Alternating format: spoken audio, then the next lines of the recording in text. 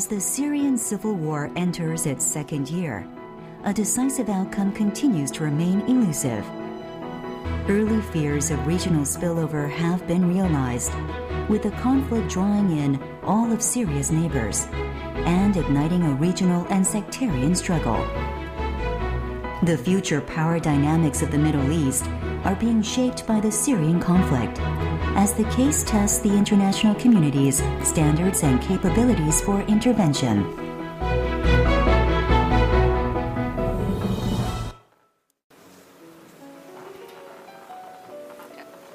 Okay, let's get started here. Okay, first of all, thanks for coming to our panel, which is Syria and the international community. And I'm Ji-Hyang Jang, a director of the Middle East and North Africa Center here at the Asan Institute for Policy Studies.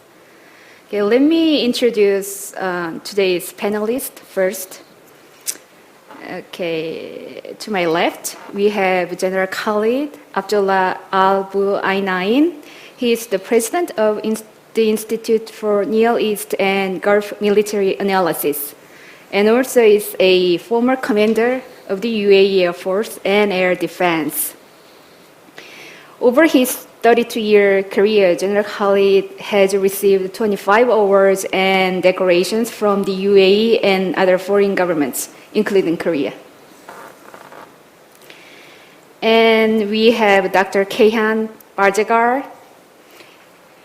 Dr. Barzegar is the director of the Institute for Middle East Strategic Studies in Tehran, in Iran. He's also professor of international relations of the Department of Political Science and International Relations at the Science and Research Branch of the Islamic Azad University. And he is the editor of Discourse and Iranian English Language Quarterly. And next to him, we have Dr. John Calabrese. Dr. Calabrese is a professor at American University in Washington, D.C. And also he is the book review editor of the Middle East Journal and Journal series of MEI Viewpoint. And he is the author also of China's Changing Relations with the Middle East. And finally, we have Mr. Sinan Ülgen. Mr. Ülgen is currently the director of the Center for Economics and Foreign Policy Studies in Istanbul. And he was posted the Turkish permanent delegation to EU in Brussels, where he became part of the team that negotiated the Turkey-EU Customs Union. And his research and opinion pieces have been published by Carnegie Endowment for International Peace, the Center for European Policy Studies, the Center for European Reform, and the World Economist Forum, as well as other numerous newspapers. So, seemingly we have Arab, Iranian, Turk, American, and Korean experts on the Syrian issue. So, okay, here goes our time schedule.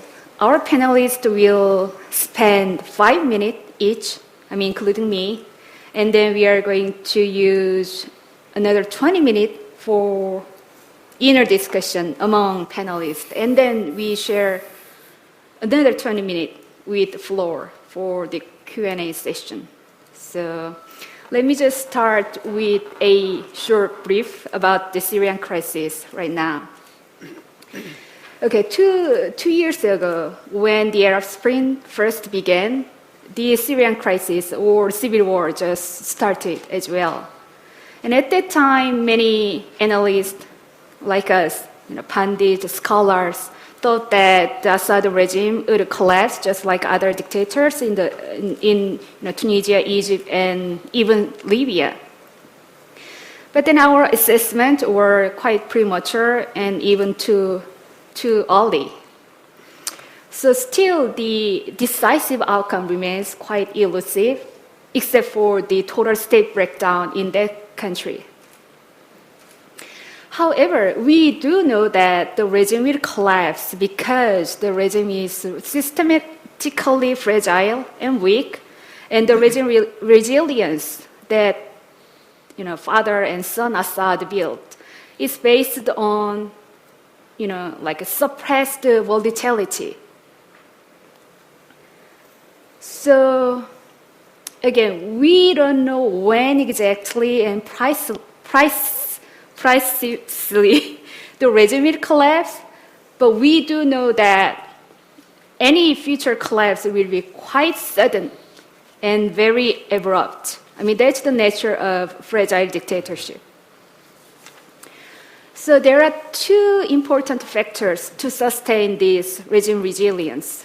The first, the security establishments among the upper ranks and the ruling urban elites, including the industrialists and business class, do support and do prefer the regime's survival.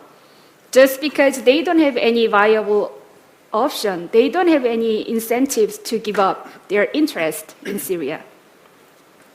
Secondly, which is more international aspect, China, Russia, and Iran support the Assad regime quite steadfastly, whereas the international anti-Assad coalition, including Turkey, Saudi, Qatar especially, and probably EU and the United States, does support the opposition movement, but not really in a coherent or cohesive way, but rather sporadic fashion.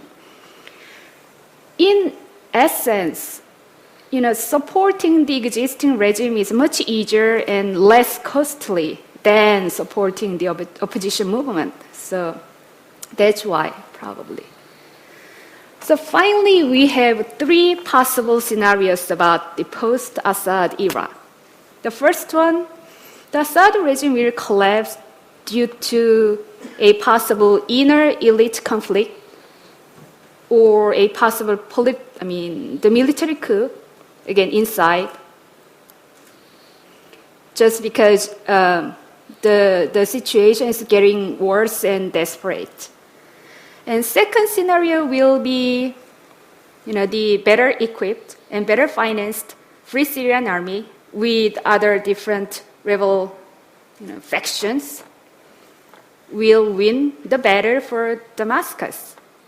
That can be our second scenario. And finally, the third scenario will be, the international anti-Assad coalition finally decide to have a single coherent policy toward a military intervention, especially after the chemical weapon used by Assad recently. So here today, our question will be first, what can be the most key determining factor to end this prolonged crisis? And secondly, what can the international community do for this aim? So, General Khalid, floor is yours. Thank you very much, Chairman.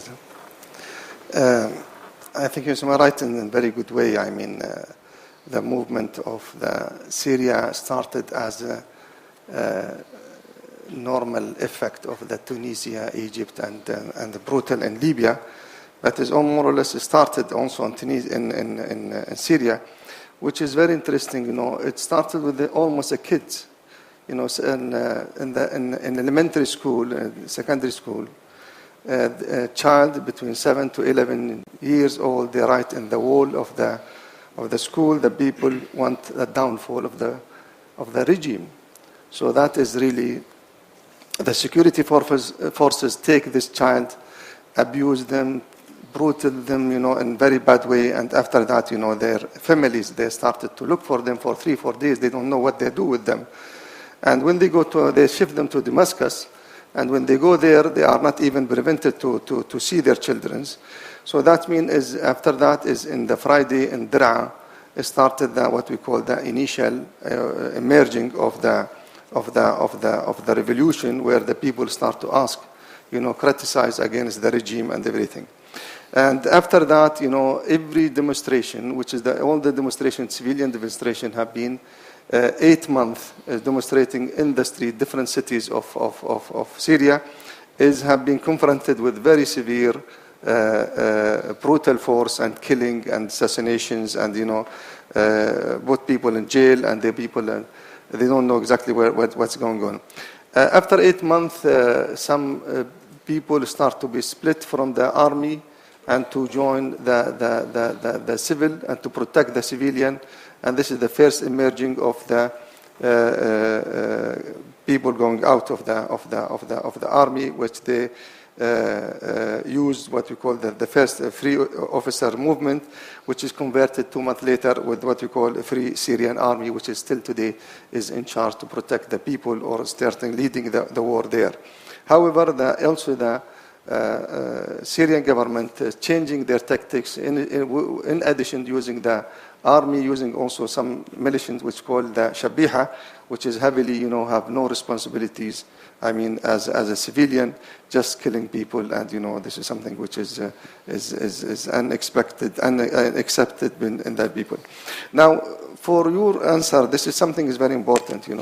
There is a serious issues today with the Syrian, the Syrian themselves. I mean, inside there is many groups. They are fighting to each other. I mean, fighting against the regimes, and there is some kind of coordination. Even there is the Syrian Free Army have been constituted, but there is no genuine command and control to control all these units throughout Syria to have really a complete what you call a battle against what you call Syria, what you call Bashar army at that times.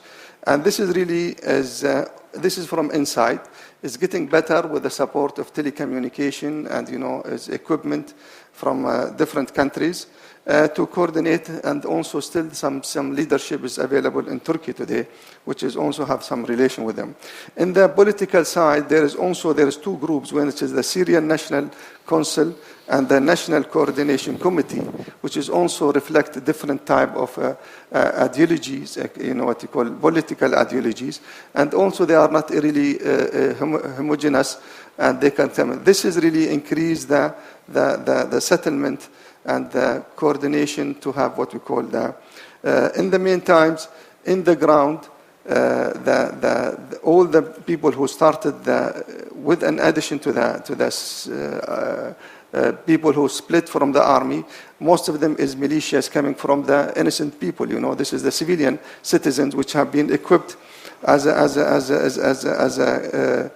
getting more army from the Syrian, but this is really increased what is the Al-Qaeda people come, which is called Al-Jabhat al-Nusra, which is mainly spill over from Iraq to Syria. And these people, they are extremely very organized because they have an international, communication systems. They have been very well trained how to work and to war and to conduct war as a guerrilla war. They are very well established, as an international connection. They have also very good connection from training, from network. So because they are from Afghanistan to Libya to Syria to Iraq, everything, they are and they are getting more and more ground. From the Arab League's point of view, the Arab League is very weak. Myself personally, I consider this is an Arabic problem.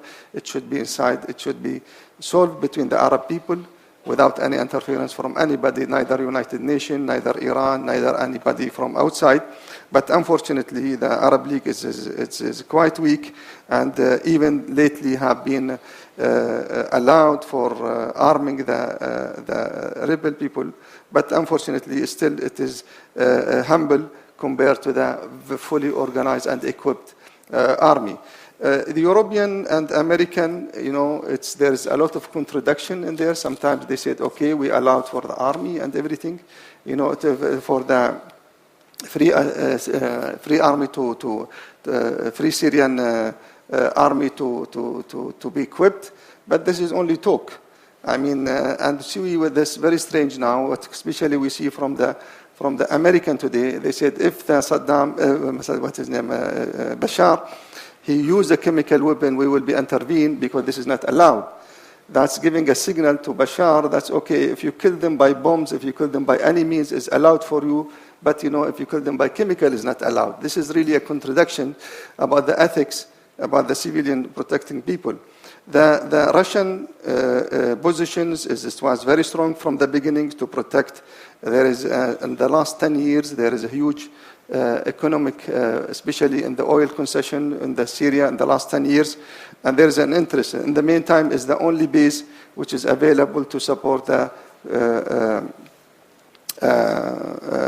Russian activity in the Mediterranean. It is in Syria, and this is something which is extremely important.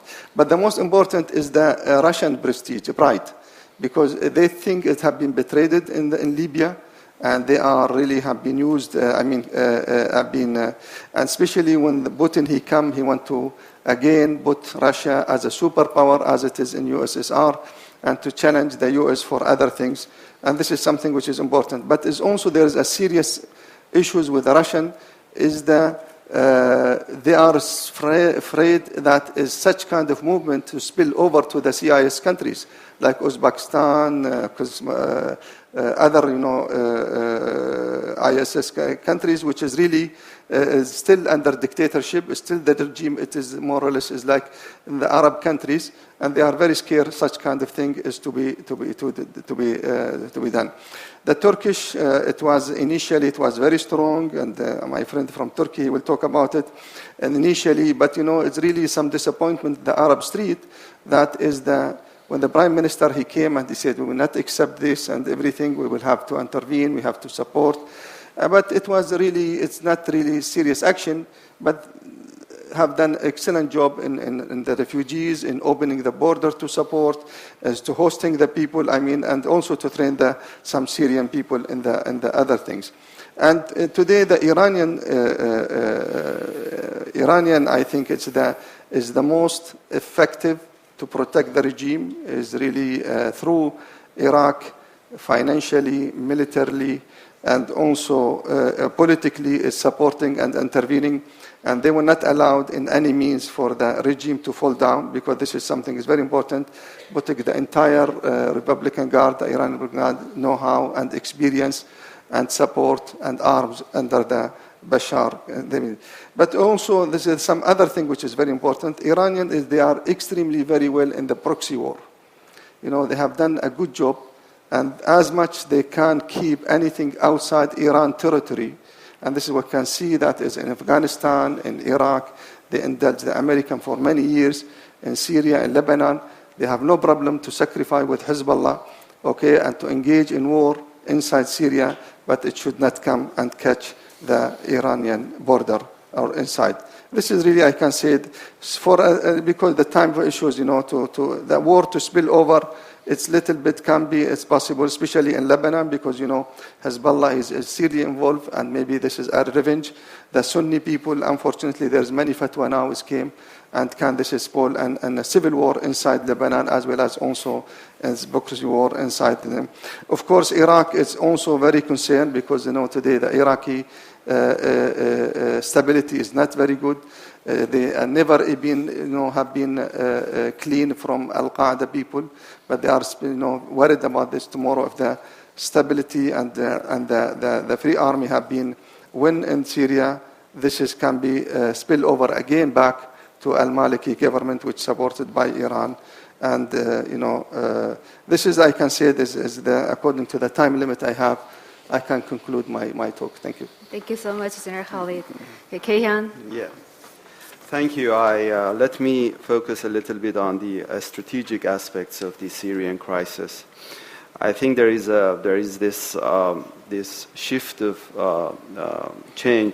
and change from the traditional order to the new order in the Middle East that prolonged the Syrian crisis. I think the Arab Spring has two dimensions. One is the domestic dimensions, which is focused on the middle class rights, of course, democratizations and withdrawing from the authoritarian regimes. And of course, the second aspect is the foreign role, the role of the traditional actors of the region, which are states. Here, when we have the political transformation in Egypt, we see that the army and political and security forces were neutral. Therefore, the transformation was very peaceful. When it goes to Syria, we see that there are elements that are resisting against this transformation. Security forces, of course, some segments of the Syrian regimes were supporting the Syrian regime, of course the bourgeoisie and the Syrian regimes of connections with them. Therefore, it's not Iran, Russia, and China. I think there are elements inside Syria that bring up this complication, the Syrian crisis. Therefore, the Syrian crisis, we see that these foreign aspects of the crisis prolongs this situation, and that complicates the whole story of the Syrian crisis. If we consider that the traditional order of the Middle East was based on two pillars, one was the role of the minority governments, and the second on the preserving the political map, we see the Arab Spring is somehow changing this traditional order, because majority governments are coming to power, started from Iraq in 2003 and then Egypt. Here in Syria, we see that the issue of preserving the state system matters a lot. And of course, when it goes to the demands of the middle class, we see a new kind of democratization that is coming in the region. Therefore, what I'm trying to say is that the complication of the Syrian crisis is because of the fact that this shift from traditional order to the new order is brought with a lot of elements. It is domestic politics, foreign actors, who are at the same time playing in this very complex crisis. Let me talk a little bit about Iran. It was mentioned here. I think Iran in this situation is trying to balance between its geopolitical interest and ideological interest. If we consider that traditional order was based on establishing security, which is a very natural regional theme, on the other side, the issue of democratizations, for Iran, the Arab Spring is an opportunity, because it will bring, majority government in Egypt and Iraq. There are already good relations between Iran and these two countries. But when it goes to Syria, the challenge begins, because Iran here would like to establish its own security and trying to protect a state system in Syria. Because this matters a lot, not only for Iran, but for Iranian allies in Iraq and in the entire region. Because if the system of a state collapses in Syria because of the experience of Afghanistan and Iraq, we have this in the region, a lot of extremist movements and traditional violent groups could come to the region, and that will bring a lot of damages for the entire peace and stability. I'm afraid to say that a government that can come up from the victory of Damascus would not be a coalition government, because we have this experience that any military violent groups who capture the capital, they will go and monopolize the power, like the case in Afghanistan, like the case in Iraq, and the consequences would be civil war and other regional divisions. Therefore, I think, of course, there are, some misses about Iran's involvement in Syria. As mentioned, Iran is only one part of the Syrian battle game, great game, because if we think that Iran is staying there to the last minute to support the Assad regime, I think we are wrong. I think Iran's issue is not just supporting an individual like Bashar al-Assad. I think what Iran wants to do is the matter of preserving the state system, not letting this happen overnight, and trying to go in a gradual change. Iran has a solution, and that is a political solution and gradual change here.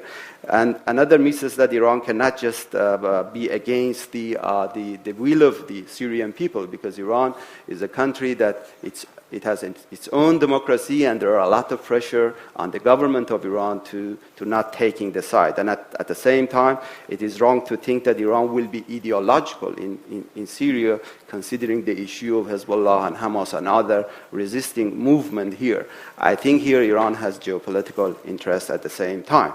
Therefore, Iran is trying to somehow balance between establishing security and the issue of democratization in the region. In my belief, I think one of the main reasons that the Syrian crisis is prolonged is because of the different dynamic elements of the Syrian crisis, domestic elements, regional elements, and trans-regional actors who are not, taking the firm sides, like the United States and other country here. Therefore, my point is that the Syrian crisis brought a kind of great game. If it is going to be solved, there must be a kind of great solution for that. That solution needs to involve all regional and trans-regional actors, and at the same time, we should consider the demands of political forces, opposition forces inside the country. It is hard, but it is possible, I think. Thank you. Thank you, Kayhan. Actually, I have lots of questions for you, but then I will save the question later. Okay, John, it's your turn. Thank you very much. It's an honor to have been invited to this conference and to sit among these distinguished panelists.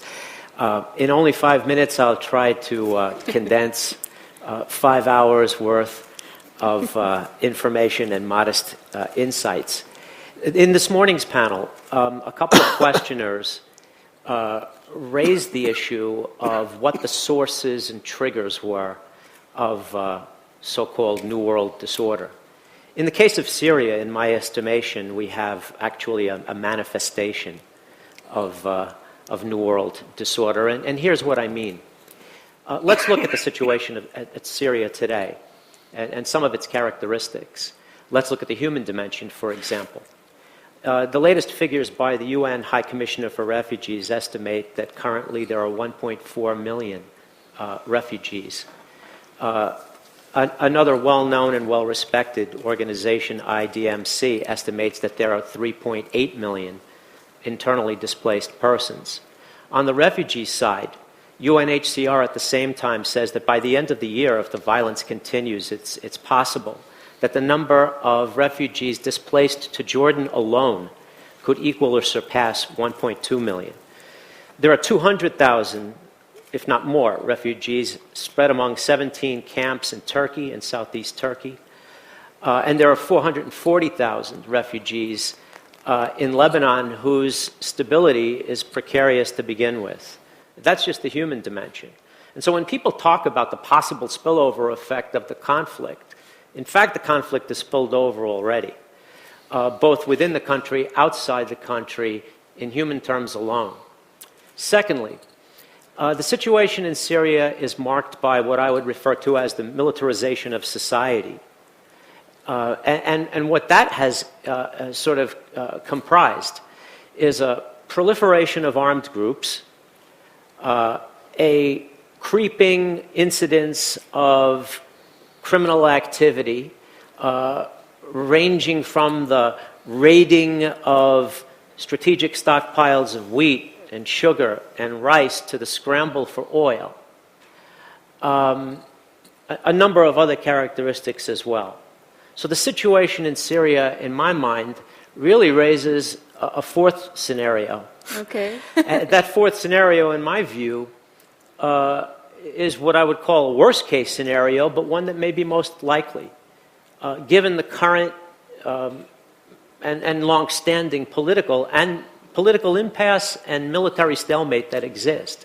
And that scenario basically is a de facto partition of the country with a violence that is likely to continue at some level for quite some time, no end in sight. So the question then becomes, what kind of combination of circumstances have led us to this situation? And in my mind, there are three sets of factors that have contributed to this. First and foremost is the political fragmentation of the so-called opposition. And the general alluded to this in his remarks. And I could say more about this in the Q&A or in the discussion period if people are interested or anyone wants me to elaborate. That coupled with the determination and resilience of the regime that you mentioned, but I would actually add a few things, a few intangibles that I think are actually quite interesting and that have sort of added to the regime's strength. And that is that the regime has been quite clever and quite effective in deploying a sort of a powerful narrative of what this conflict is about. And one of the things that they've systematically portrayed the conflict as is a sectarian conflict. And what that's managed to do is it's managed to sort of hold Christian population, the Alawite population, those minority sects inside the country close to the regime for fear that if the regime were removed, they would suffer retribution or worse. And that's only one sort of dimension of the narrative that the regime has deployed that I think has allowed it to maintain a degree of quote-unquote popularity that most people discount. So what may appear from the outside to be mere propaganda, actually I think is probably a fairly effective tool if the audience that the narrative is deployed to consists of minorities who feel aggrieved or exposed or vulnerable. Second thing that I would point out, again, it's an intangible, is my sense that the regime sort of began and still has what I would refer to as an unshakable set of basic strategic assumptions. The first of which I think has become only stronger with time, and that is that this fight is a fight to the end. This is an existential fight. This is a fight for survival. And so whatever sort of instinct there might be to sort of seek a negotiated solution, I think that that couldn't be farther from the Assad family and its immediate supporters' minds at the present time. Second is, I think, a belief that I think has been borne out by the behavior of the international community, and that is that the international community, the United States and the West in particular, are very unlikely to intervene directly in the conflict. And to the extent that that conviction has been validated by experience, I think, if anything, that sort of strengthened the will of the regime to continue to fight. The third thing I think that we haven't mentioned so far is that the regime had from the beginning and still has superior firepower.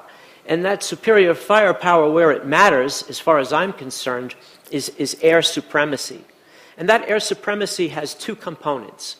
One is the ability to actually strike targets from the air. But the second is the ability to provide logistical support to those outposts that might otherwise be cut off from Damascus, from the kind of the heartland of the regime. And in that way, that enables the regime to sort of survive beyond sort of its core in the capital. So that was one set of factors. A second set of factors, and I think the previous speakers have alluded to these things, so I'll only hit a couple of points. And that is that the international community exists in our minds, but in actual fact, and certainly in this case, it really doesn't. It's been hopelessly divided from the beginning.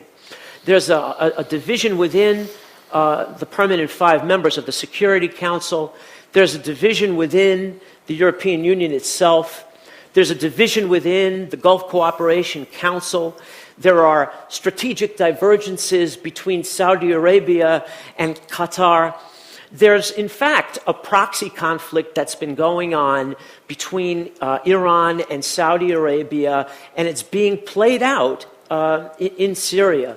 All those things combined, either purposefully or unwittingly, either the action of external actors or the inaction of those actors, or both together, I think, have been partially responsible, if not mainly responsible, for the prolongation of violence, if not the worsening of violence. And the third piece of the puzzle to me is the dynamic of the conflict itself. Because it seems to me that as the conflict has gone on, it's made the two sides less likely to be willing to consider a negotiated settlement, a power-sharing arrangement. And so in that respect, positions have hardened when in fact it would be our hope that over time this kind of war of attrition would have softened one side or both to the prospect or to some kind of a formula for power sharing arrangements. So I don't want to take any more time because it's possible that I've already exceeded the time you gave me. There's lots more to say and lots more that I can contribute if anyone is interested. So thank you very much. Thank you, John. Okay, Sinan, finally, it's your turn to address your issue. Thank you. I'm going to talk about two things. First, about the international system, and then a little bit about Turkey. I think what's happening in Syria now puts the international system under severe stress. And there are three factors there, a bit like the nuclear reactors that were put under a stress test after Fukushima. There's a stress test related to the international system. The first one is with regard to this almost cherished notion of responsibility to protect, that we have heard so much before and after Libya. The Libyan case was predicated on this assumption of responsibility to protect. And now what we see in Syria is exactly the opposite. It is very difficult to come with a cogent answer to the question of why is it that the international community intervened in Libya and not in Syria on humanitarian grounds. Yes, we can certainly argue about what were the politics behind it. The opposition was divided, Russia and China opposed to it. That's fine. These are, realistic arguments. But at the end of the day, from the standpoint of a normative behavior of the international system, it is very difficult to find an argument of why the international system intervened in Libya and not in Syria. So that's the first point of the stress test. The second stress test is related to the use of chemical weapons. This is a system that supposedly prohibited the use of chemical weapons. We heard that from the US administration very clearly, that this was going to be a red line. And now what we see is, okay, the evidence has perhaps not been corroborated, but nonetheless there is a very strong presumption that the Syrian regime has indeed used chemical weapons. And now the US administration is sort of backtracking. The latest statement coming out is that the red line is not anymore the use of chemical weapons, it is the systematic use of chemical weapons. There is a huge difference. And I think that is the second line where there's a stress test with regard to the willingness of the international community to really protect not only its own legitimacy, but also its own values. And the third area where the international community is coming under stress, and this is where I'm going to push a bit of your argumentation, John, is that it is pushing the limits of whether the system of nation states that's been created for the Western world in 1648 and for the Middle East after the First World War in 1917 can actually be a durable system. And my argument is that we have to come to terms with the possibility that the nation state itself is collapsing in this part of the Middle East. What we have proven so far in this geography is that the nation-state construct, which is at the end of the day a Western construct, was able to be underpinned, was consolidated at a time, A, when there were colonial powers in the game, after the dismantling of the Ottoman Empire, and B, under authoritarian rule. It is increasingly likely that the nation-state, as we've come to recognize it, in Syria, in Iraq, and possibly in Lebanon, will be under enormous stress because these are societies, unlike Egypt, where we have seen a transition from authoritarian regimes to possibly democratic regimes, unlike in Tunisia, even unlike in Libya. But these are societies that are A, pluriethnic, and B, multi-confessional. And the challenge is whether this transition can happen, whether the nation-state can hold, can succeed in this transition from an authoritarian regime to a democratic regime. And I think there is very little for us to be optimistic in that regard. And I think this is really the core challenge that today Western policymakers should actually face. What happens if we are to witness the collapse of the nation state in this region? And that certainly is a question where I would also certainly enjoy your views. Now, if we've come to that conclusion that this is a severe challenge to the international system, what to do about it? There certainly has been a number of arguments in the past with regard to the need for intervention. And then here again, somewhat pessimistically, I would argue that as legitimate and justified as those arguments may be, maybe we're just too late. Let's just review those arguments. The early argument for an intervention was that the intervention was needed to protect the unity and stability of Syria. Now we have come to a phase where even if there's an intervention today, as we speak, the post-Assad period in Syria is very much uncertain. It's very likely to be, as you've said, with the consequences for the militarization of the conflict, it's very likely to be a long, drawn-out process of instability. So there goes one argument for intervention. The second argument, we have to intervene because we have to set up an inclusive democratic government. And I think that argument is also, not very legitimate today, because what is likely to happen is that with the ongoing war in Syria, we have seen now the rise of Islamic extremism, militarized Islamic extremism, and therefore there is very little hope that an inclusive civilian government will come to power if Assad goes anytime soon. And finally, we wanted to intervene because we wanted to prevent society from being militarized. Again, that's an argument that is now, very difficult to sustain. And here, as I think it was stated in one of the opening sessions, the international community's proclivity of looking at something and saying it's too early, too early, too early, and suddenly it's too late.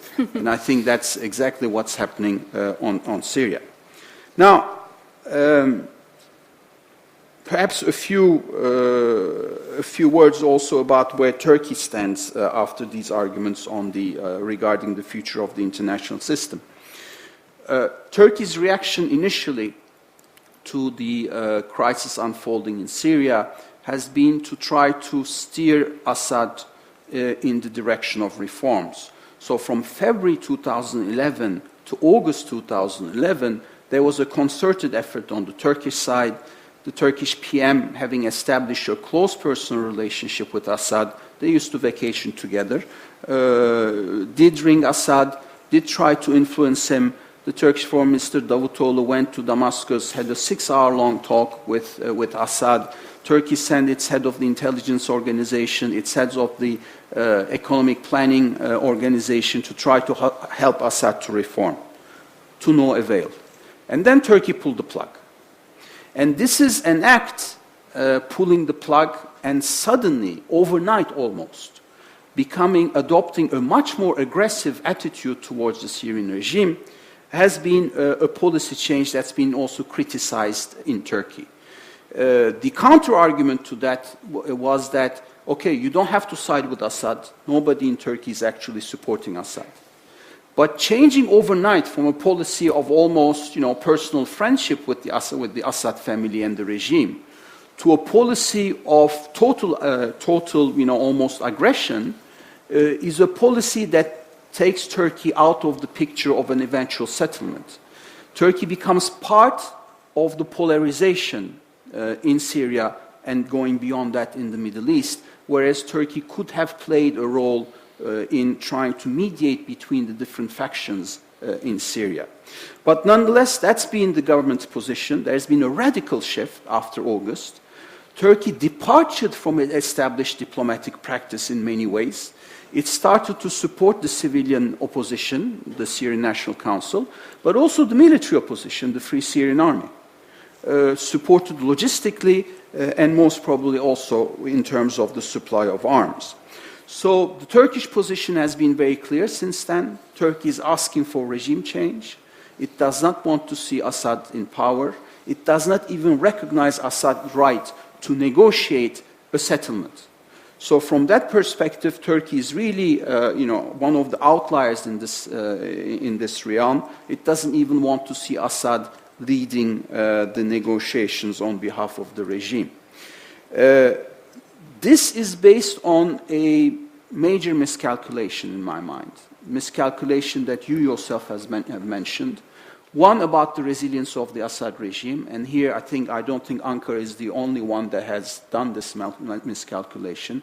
I think it's a shared miscalculation.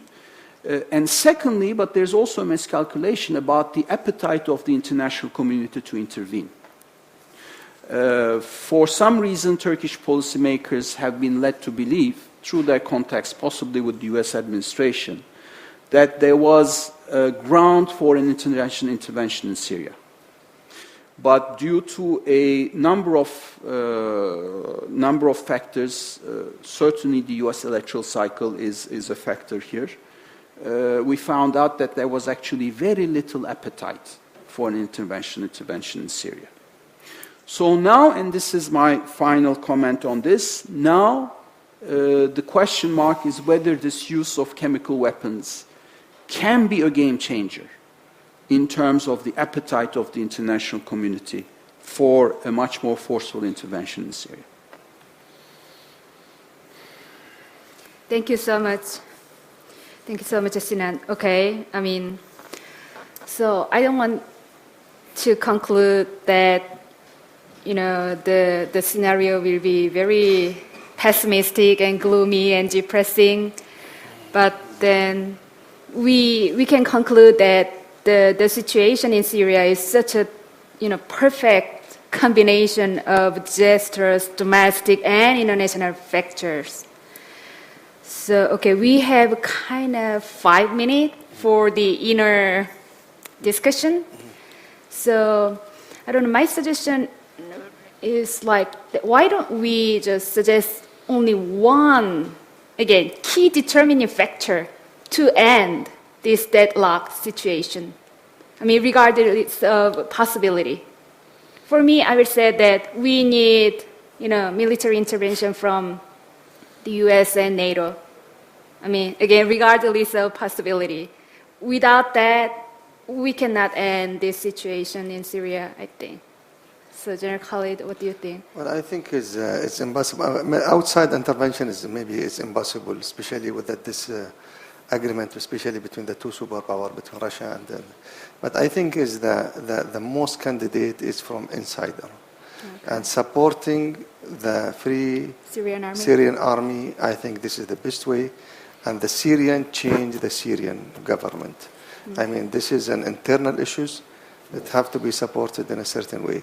Now, even the internal issues is still, proxy of Hezbollah and Iran involvement, and also Iraq's involvement directly to support the government. It will escalate to the more actually casualties, more death, and we don't know how it's going to end. But I feel the only thing is best is the internal Syrian people change their own regime, like what happened in Libya, unfortunately in very bad way, but it's also in Syria, in Tunisia and Egypt. So do you think then Saudi and Qatar need to support this free Syrian army? Not only support, but what they need only two things is very simple. One, they need an anti-tank, and when they need an anti-aircraft. And this is not very sophisticated weapon. It is very simple. It is available. Unfortunately, it is the American, which is mainly is against this. It's European, a little bit more flexible. We have in the Arab countries, we have a lot of anti-aircraft and anti-this. Even some of them is already obsolete. It can be given to these people to defend themselves. But unfortunately, because the proxy to the Israeli issues, and they don't want such kind of anti-aircraft with the quote is to come with the Islamic extremists. It can affect the Israelis' proximities. So this is really the issues. Even today, there is a guarantee from the Syrian Free Armies that we are sure and we are guaranteed that every single person who's going to have an anti-tank or on an aircraft is going to be recorded. Everything is how to be, even what you call how it have been used and where it's going to be located, and it's easy for survey and for what we call physical check from any time from the international communities. But unfortunately, this is not happening.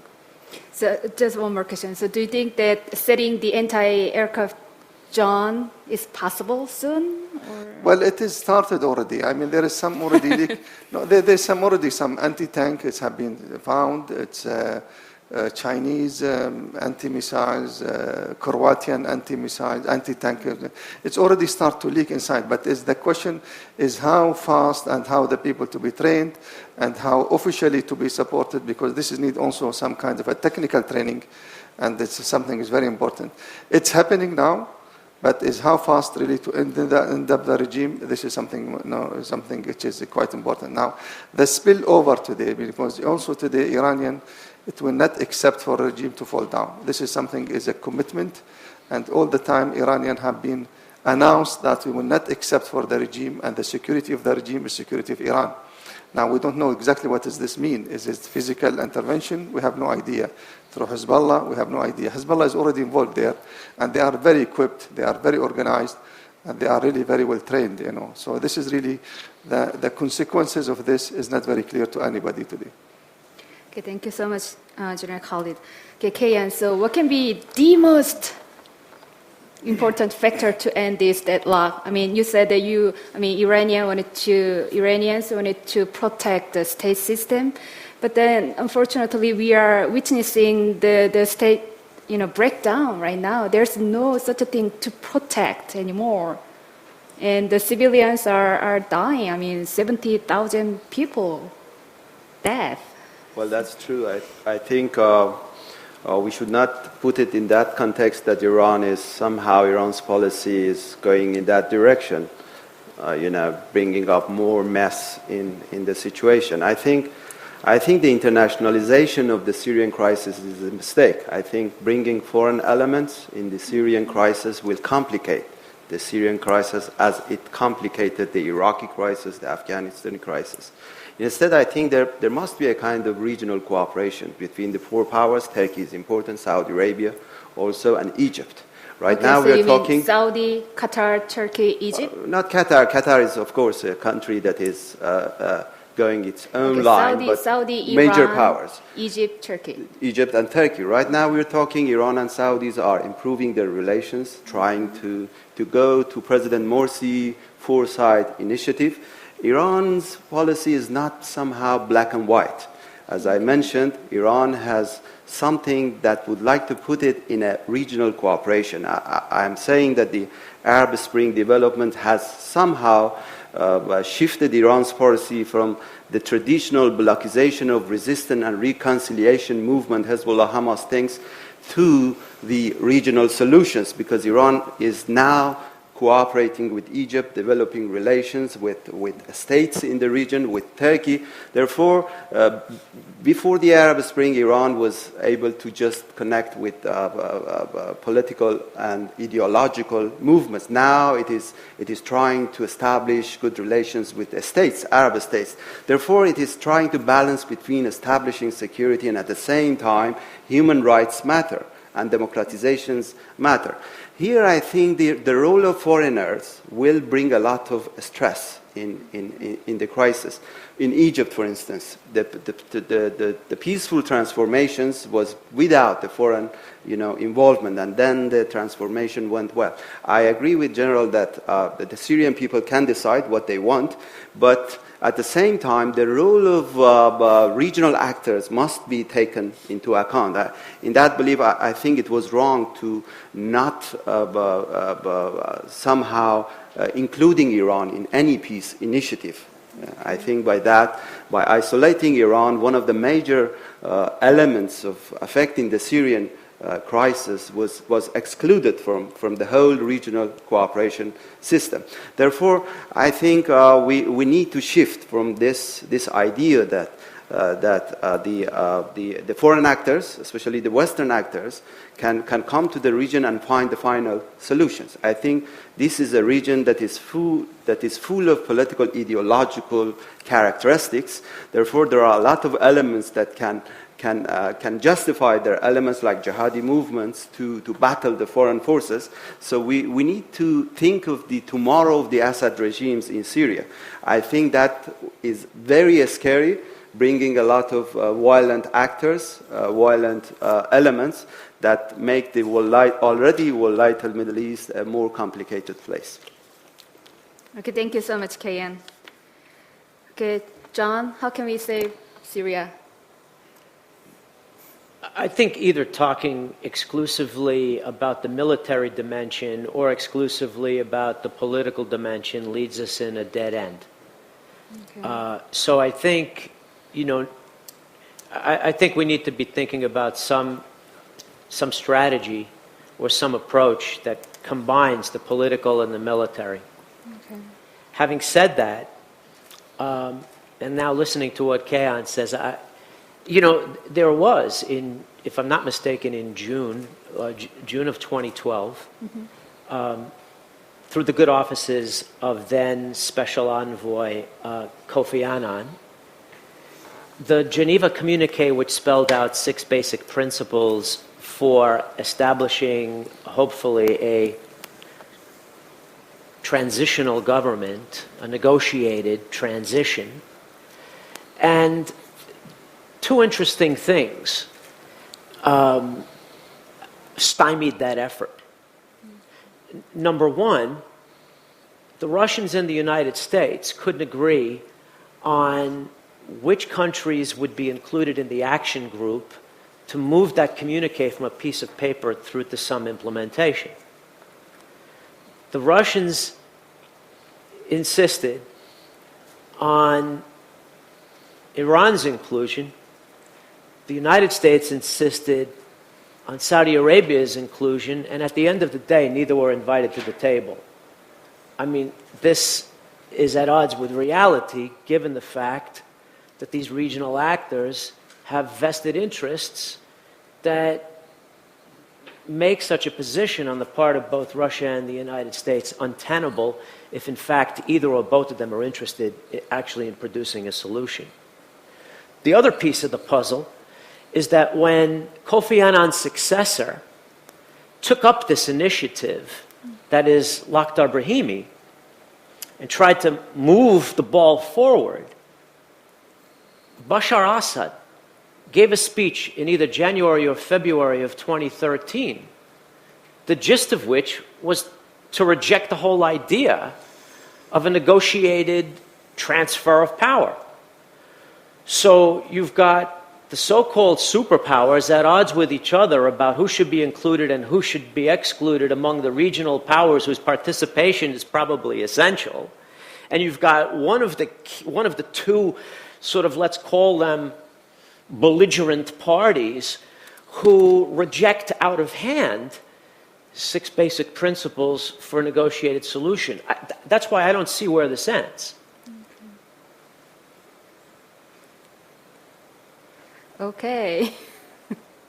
So, Sinan, give us some rosy, dreamy picture. Yeah, I have the answer. I tend to sympathize with Kayhan, actually. I think that now, at the stage where we're at, where there's still very little willingness to intervene, intervention must have happened. Don't misunderstand me. But I think by now we're too late.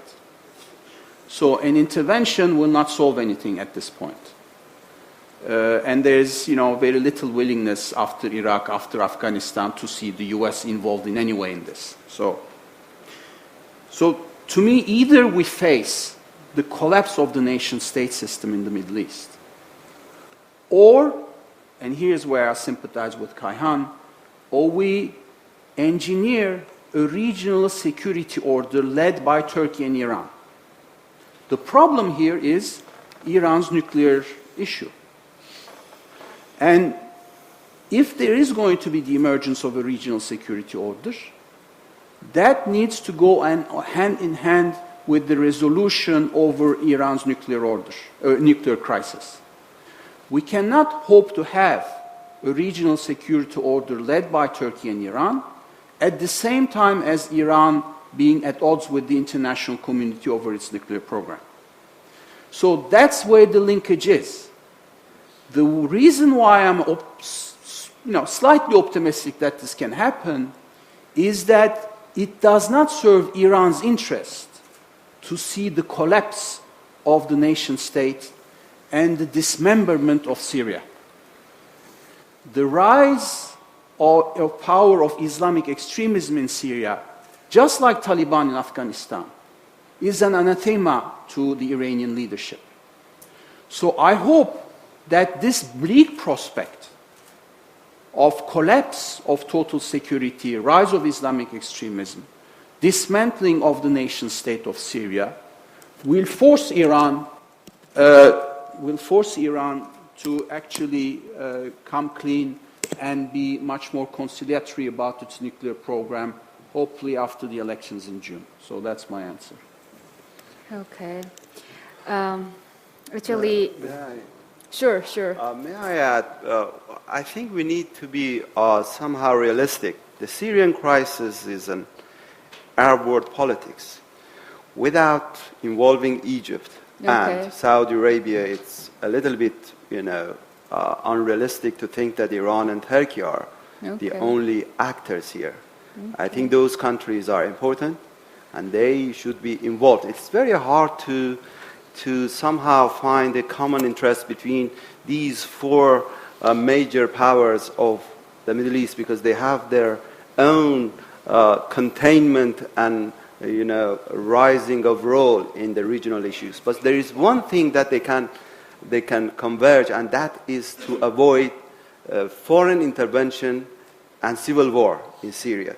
If the four sides can work on that somehow, this could lead to some lasting solution, especially after 2 years that different parts are exhausted. Mm-hmm. And the good news is that the situation can lead to a kind of solution that can be acceptable for all parties. So do you think the Iranian government will agree to join those regional cooperation with the Turkey and Egypt? Oh, absolutely. I think Iran very much like to go in that directions, but there is the issue of, again, the United States' role here. How the United States can balance its relations with four different actors that in between of them, Iran is the source of threat right now, but the three others are somehow independent, but with conflicting interest in the Middle East issues. How the United States is going to balance this kind of regional cooperation, I think matters a lot.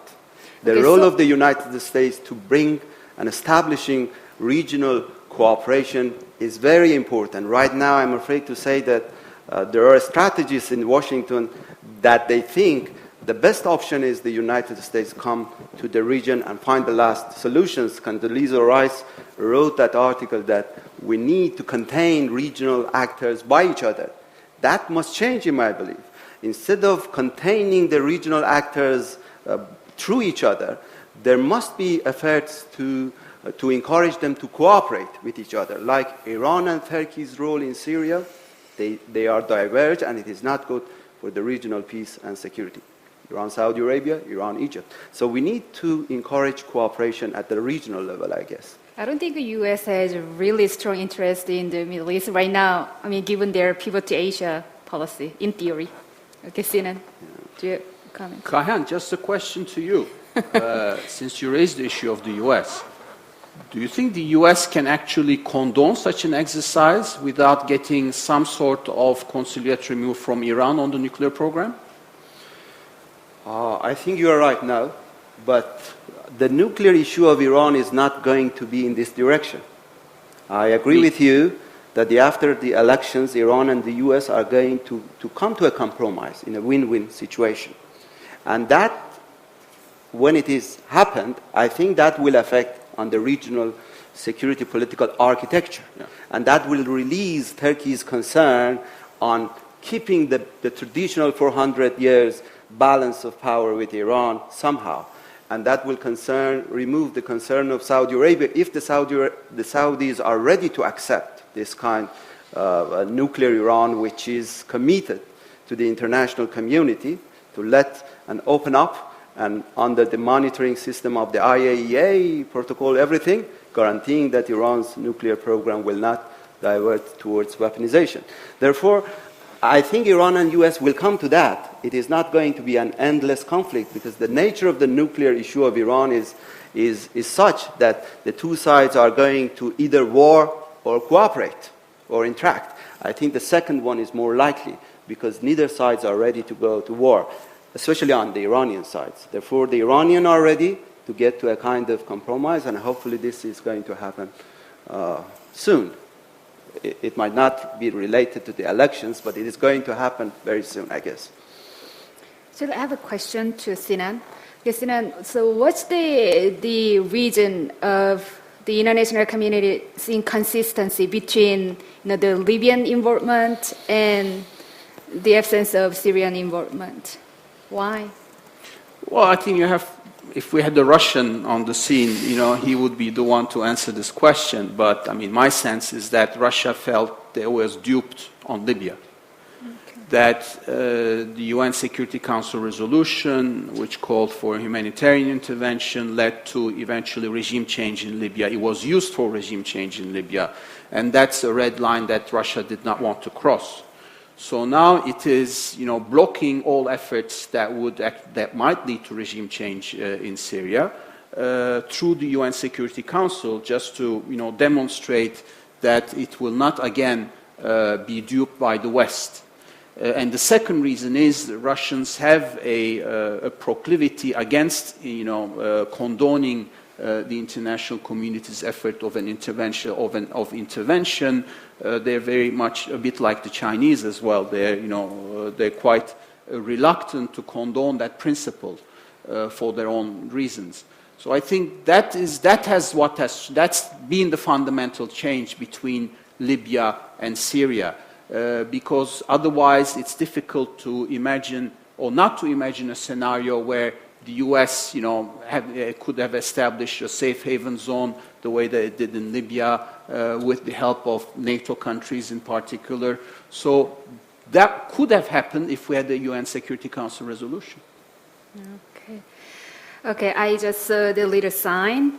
Okay, now the floor is open. So if there's any question, please identify yourself first, and I will gather the questions. No? Are we too pessimistic or depressing?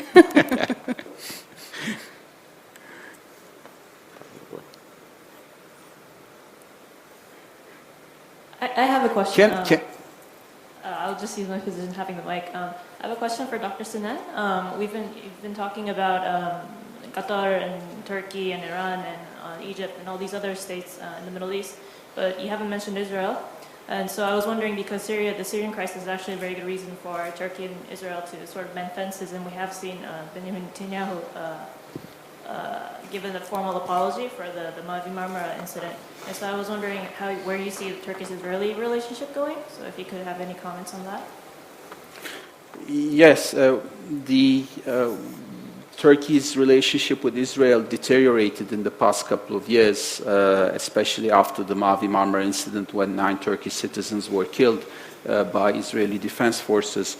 Recently, the Israeli government did, after the elections in Israel, when the foreign minister Lieberman was left out of the cabinet, the Israeli government did apologize and sent a delegation to Turkey to talk about compensation to Turkish families. That improved the relationship. It's still not normalized. There are no ambassadors, but nonetheless, that's a step in the right direction. I think the relationship will gradually but marginally continue to improve.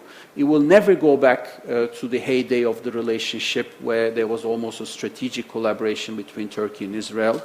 The the both public opinion in both countries, I think, have drifted very much apart. Turkey is much more now focused on the Palestinian issue, on Gaza, and the Turkish Prime Minister has been very critical of Israel lately. I don't think that's going to change. So there is going to be a degree of cooperation, especially behind closed doors, on issues like Syria, intelligence sharing. Israelis have, very good electronic intelligence about Syria. Turks have quite good human intelligence about Syria. So there's, quite a good complementarity between the intelligence assets of both countries on Syria in particular, especially with regard to the use of chemical weapons, which is certainly a very big concern for both sides. So I think we're going to see, going forward, a degree of cooperation, but it will not be publicized, and it will remain, behind the scenes most of the time. Okay, any other questions about the Syrian crisis or the Middle East in general?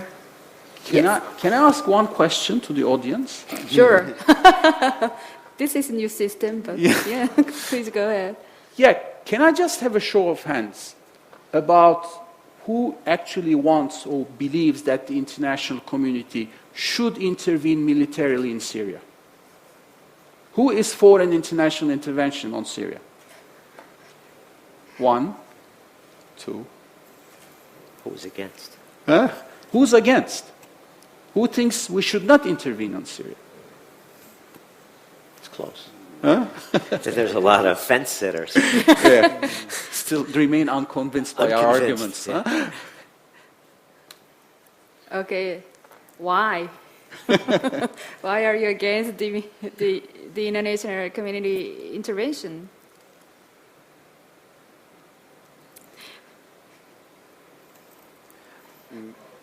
Okay, Yoon, please identify yourself first. My name is Yoon, and I was a student of the Dr. Jang. And at that class, about my opinion is we shouldn't the intervention Iran, because you mean Syria? Yeah, Syria. Yeah, because the intervention will cause another aspect, like the adverse effect of our own purpose. So it will be maybe demonstrate or devastate those Syria state, how do I say, Syria condition or Syria environment.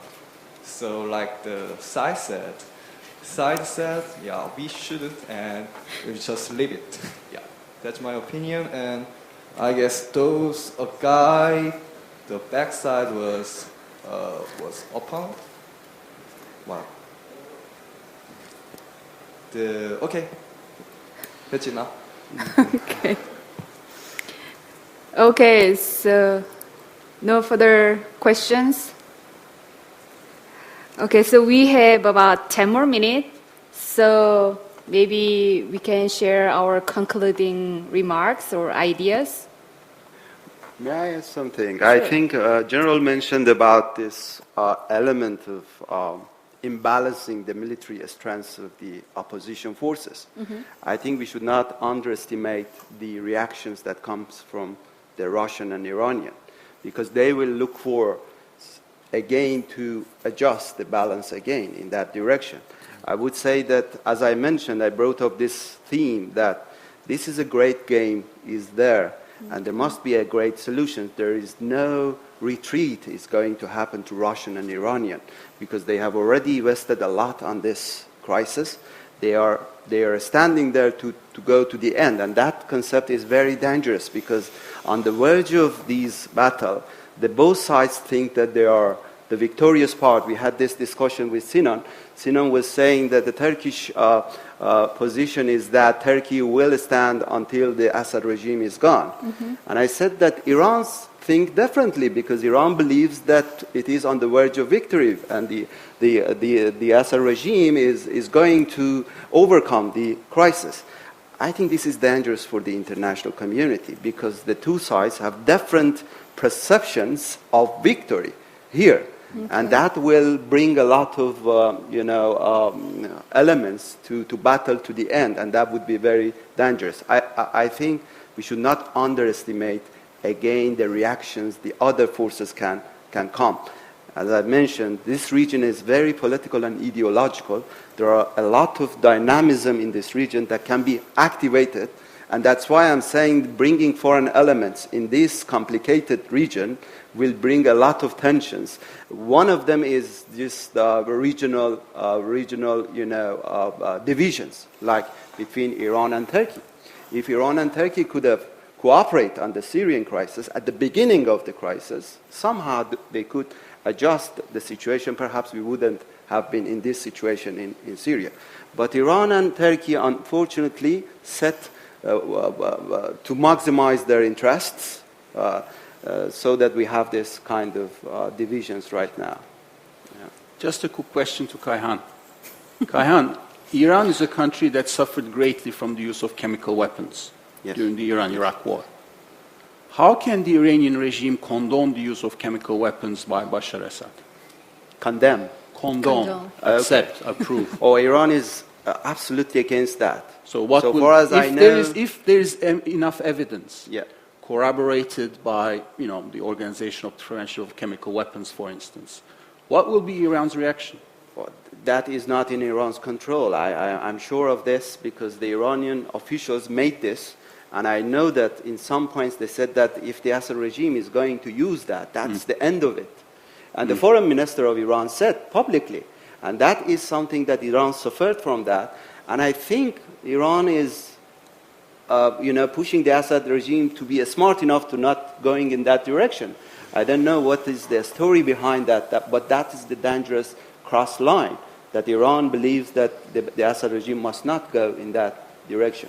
Therefore, I don't know the story of this, but still we need to see which part of this crisis used that, because we don't know, because the two sides are blaming each other, that one side or other side.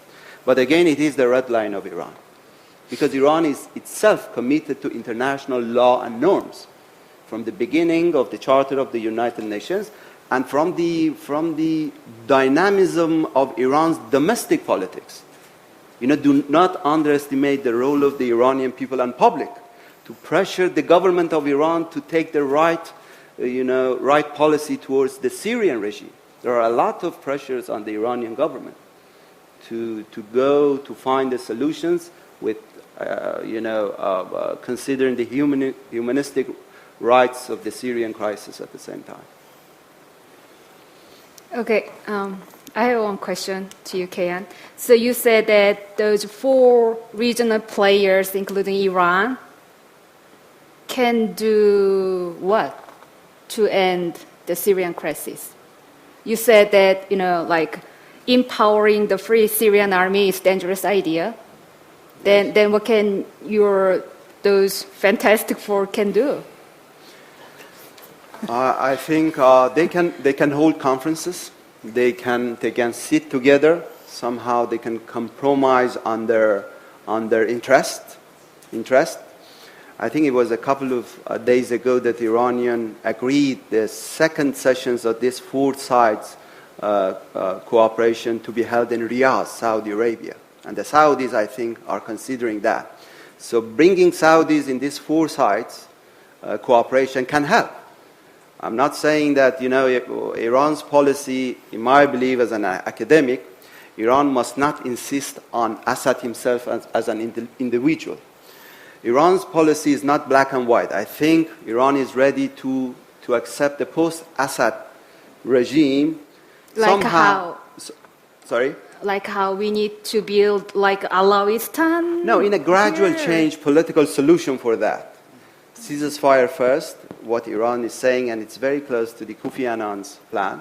Ceasefire first, and interactions between the opposition forces second, and then elections.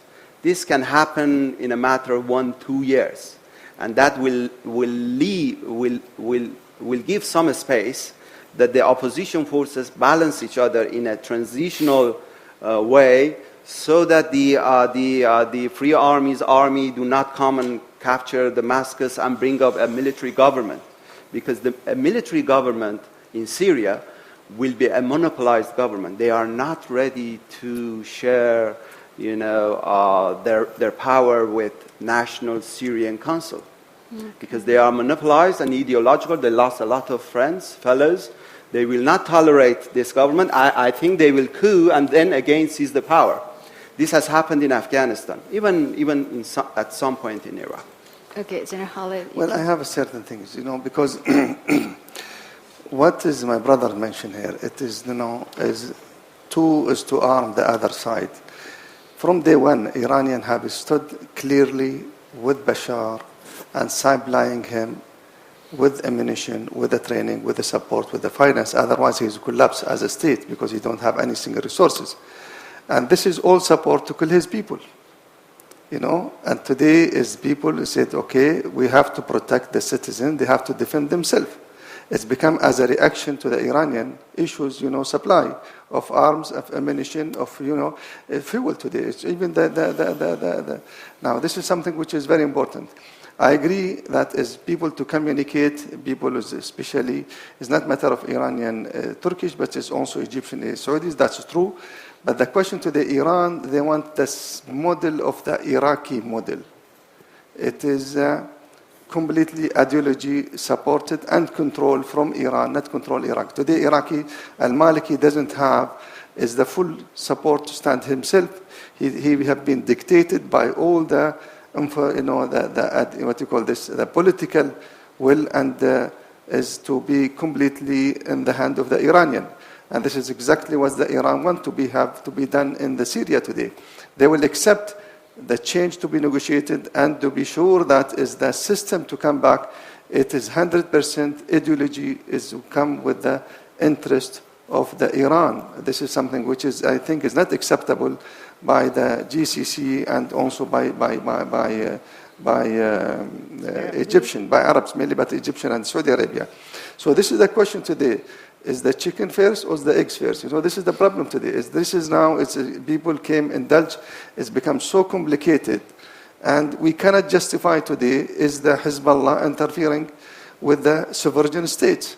Syrian is a sovereign state. They have a very big military power. Why Hezbollah is involved? I mean, you cannot justify it. Under, protecting Shia citizens, doesn't make any sense, So this is the question today, is the Iranian will not accept any change in the regime, and they will accept the change of regime unless it have to be completely ideology supported and controlled by Iran. And this is where the problem today with the Sunni Arab countries is. The question is, we don't want to repeat al-Maliki government, which is now 100% is controlled by Iran, and denying the other. And today, you see, is al-Maliki have the free hand to deny the Sunnis, to kill the Sunni ministers, to fire the Sunni ministers, and he become a complete dictatorship. The only thing is that one is Saddam is a dictator with a monopoly. This one is dictator under the name of democracy, which is not, And what is the difference today? This is the question. Okay, thank you so much, General Khalid. Okay, our time is up, and thank you so much for joining us. Thank you.